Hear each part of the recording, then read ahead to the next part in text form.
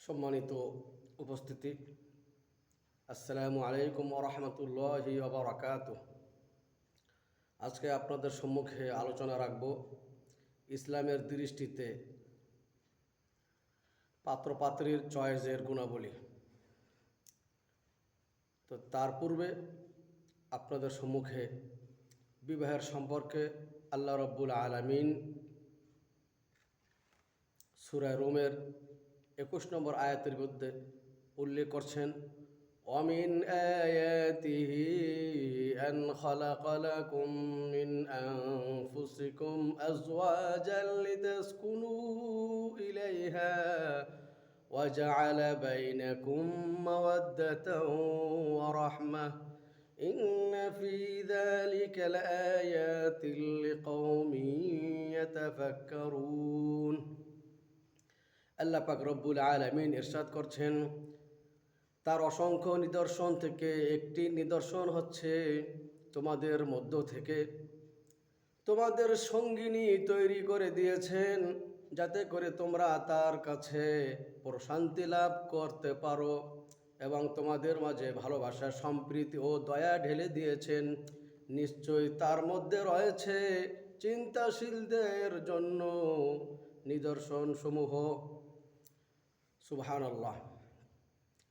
সম্মানিত সুধী, তো বিবাহের পূর্বে আরও দুইটি জিনিস লক্ষ্য করতে হবে। একটি হচ্ছে ছেলে মেয়ে তারা একে অপরকে দেখে নিতে পারবে, এটা হচ্ছে নবীর সুন্নত। কিন্তু তারা ব্যতীত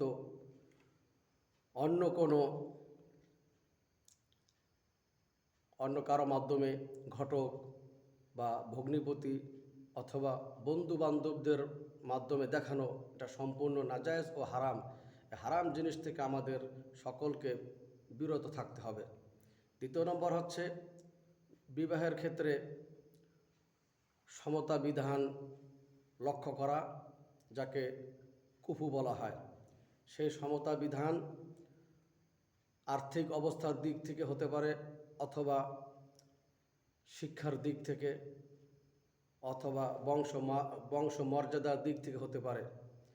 এই বিষয়টি যদি লক্ষ্য করা হয় বিবাহের ক্ষেত্রে ছেলে মেয়ের ব্যাপারে, তাহলে তাদের মাঝে কোনো দূরত্ব সৃষ্টি হবে না, অশান্তি সৃষ্টি হবে না। এরপরে আপনাদের সম্মুখে উল্লেখ করছি, বিবাহের ক্ষেত্রে পাত্রী চয়েস করতে হলে কমপক্ষে 5টি গুণাবলী লক্ষ্য করা দরকার। 1 নম্বর, আল্লাহ রসুল ইরশাদ করেছেন, তাজাওয়াজুল ওয়াদুদাল ওয়ালুদা ফাইন্নী মুকাসিরুন বিকুমুল উমাম। তোমরা ওই সব নারীকে বিবাহ করো যারা অত্যন্ত প্রেমিকা এবং অধিক সন্তান দানকারিণী হয়, কেননা কিয়ামতের ময়দানে আমি উম্মতের সংখ্যার আধিক্য নিয়ে গর্ববোধ করব। সুবহানাল্লাহ। এই হাদিসটা আমাদের নবী বলেছেন। তার মানে উম্মতের সংখ্যা যদি বেশি হয় তাহলে তিনি কিয়ামতের ময়দানে গর্ববোধ করবেন, তিনি আনন্দ পাবেন। তা আমরা যদি সে নবীর আনন্দ দিতে চাই, নবীর গর্বটা যদি বজায় রাখতে চাই, তাহলে ইসলামের শত্রুদের তালে পড়ে আমরা কখনো সন্তান কমানোর সেই হীনমন্যতার শিকার হব না। দ্বিতীয় নম্বর হচ্ছে, আল্লাহ রসুল বলেছেন এক হাদিসের ভিতরে 4টি গুণাবলীর কথা, লিমালিহা ওয়ালি জামালিহা ওয়ালি হাসাবিহা ওয়ালি দ্বীনিহা ফাজবার বিজাতি দ্বীন তারিবাত আদাক। তোমরা নারীকে বিবাহ করো আরও 4টি গুণাবলী দেখে। একটি সম্পদ, আরেকটি হচ্ছে তার সৌন্দর্য, আরেকটি হচ্ছে তার বংশমর্যাদা, আরেকটি হচ্ছে তার দিনদারি। এই 4টি, আর পূর্বে উল্লেখ করা হলো আরেকটি, মোট 5টি। তবে এর মধ্য থেকে সবগুলো একসঙ্গে সমষ্টিগতভাবে যদি পাওয়া না যায়, তাহলে ওই মেয়ের দিনদারি, তার পরেশগারি, তার আখলাক চরিত্র, তার ইবাদত বন্দিগিকে প্রাধান্য দেওয়া হোক। তাহলেই আল্লাহ রসুল বলেন, মেয়ের যদি দিনদারি পরেশগার দেখে তাকে চয়েস করা হয়, তাহলে তোমার ইমানি শক্তি আরও বৃদ্ধি পাবে, তোমার বাহুবল আরও শক্তিশালী হবে। অথচ আমাদের সমাজে যুবক ভাইরা তারা লক্ষ্য করেন, তাদের চয়েস হলো আমার ওয়াইফ হবেন, আমার পাত্রী হবেন হাজারের মধ্যে একটা বিশ্ব সুন্দরী অথবা নায়িকার মতো, যে অত্যন্ত লম্বা চড়া হয় এবং লম্বা চড়া হবে, চেহারা ফেস সুন্দর হবে।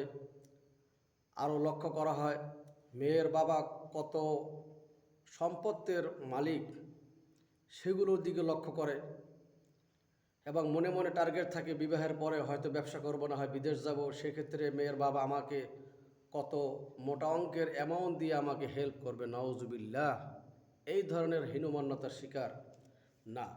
এ সমস্ত জিনিস, এই ধরনের দুনিয়ার কোনো নিয়াত থাকা যাবে না, তাহলে আমাদের ছেলে সন্তান নেককার হবে না। আমাদের ছেলে সন্তান নেককার এবং পরেজগার হতে হলে নিশ্চয়ই আমাদের নিয়াত খাঁটি রাখতে হবে। আমাদের আখলাক, আমাদের নিয়াতকে ঈমান রক্ষা এবং চরিত্র রক্ষার জন্য আমাদের সেই দিকেই খাঁটি নিয়াত রাখতে হবে এবং নবীর সুন্নাত জিন্দা করার জন্য আমাদের এই বিবাহ করতে হবে। এরপরে আপনাদের সম্মুখে উল্লেখ করছি পাত্র চয়েসের জন্য যে সমস্ত গুণাবলী। 1 নম্বর হচ্ছে কর্মতে অক্ষম থাকতে হবে, কর্মসক্ষম, কর্মের ভিতরে সক্ষম এমন পুরুষ হতে হবে। 2 নম্বরে জটিল মারাত্মক কোনো রোগ আছে কিনা সেগুলো থেকে মুক্ত থাকতে হবে।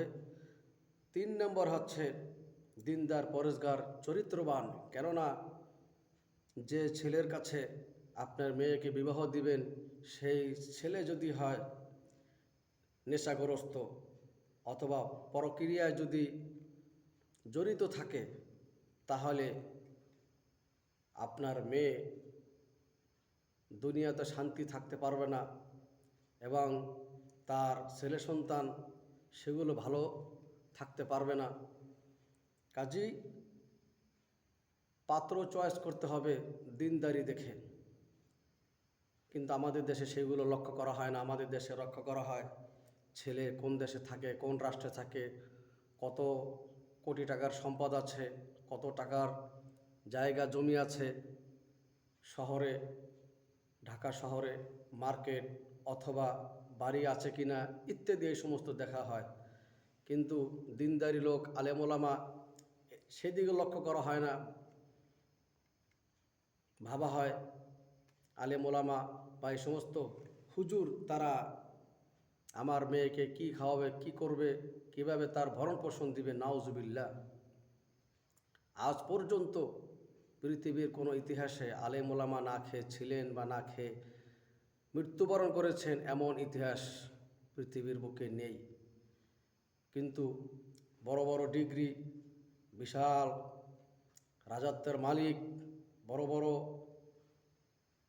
ক্ষমতার অধিকারী, হাজার হাজার কোটি টাকার মালিক, অথচ সেই সমস্ত ব্যক্তিগণ